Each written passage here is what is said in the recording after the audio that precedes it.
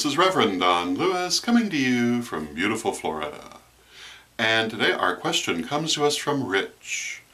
And Rich writes to ask, as a high priest, are there certain characteristics that you would look for in a student which would disqualify them from learning certain skills? And Rich specifically refers to the skill of channeling, but the question is asked in a very open way, referring to any given skill.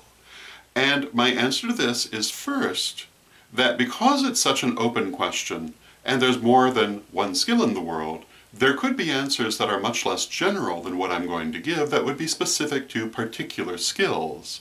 And that would kind of depend on what the skill was.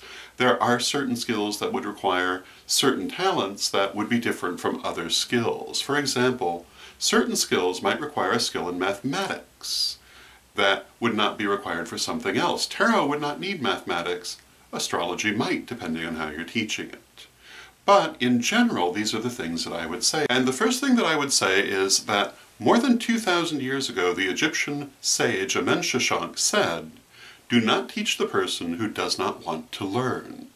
And although a great deal has happened in 2,000 years, those words remain true. If the person does not seem to actually want to learn, and in particular, if they think they already know everything there is to know, you're not really going to be able to teach them very much. And particularly in the case of those who don't realize that they actually have something to learn, it doesn't really matter how you present it, they won't be able to hear it because they don't think they have a need. So the very first consideration is that the person must actually wish to learn and be willing to be a student. Otherwise, there's nothing you can do for them.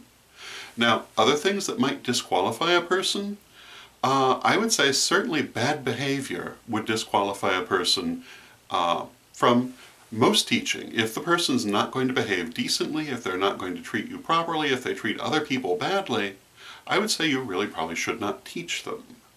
Certainly what constitutes bad behavior takes in a wide range of things, and it would really kind of depend on the circumstance where you would draw that line. But if they're not willing to behave well, don't teach them. If they have anger issues, I would say you probably should not teach them because it's probably not going to end well. These are the things that I would consider to disqualify a student.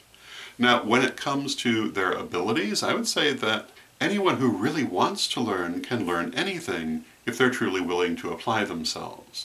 They're not all necessarily going to be virtuosos, but they can all learn. So I really would not include in my list of disqualifiers their particular strengths or weaknesses, except in the sense of behavior. So again, my disqualifiers would be if they really don't want to learn, if they behave badly, and if they have anger issues. The other thing is if they cannot focus. And in that case, I would say, try to help them learn to focus, but if they can't focus, most of these skills can't really be taught. But that does bring up the relevant point that, except for the first one, all of these other things can be ameliorated if the person's willing to change them. Bad behavior can be left behind. Ability to focus can be developed. Anger issues can be worked through.